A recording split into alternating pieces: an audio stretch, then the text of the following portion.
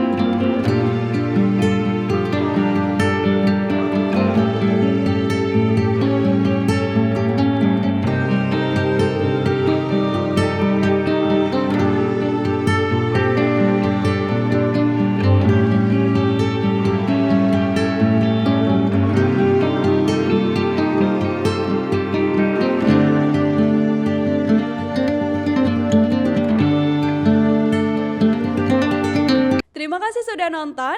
Jangan lupa like, subscribe, dan share ya.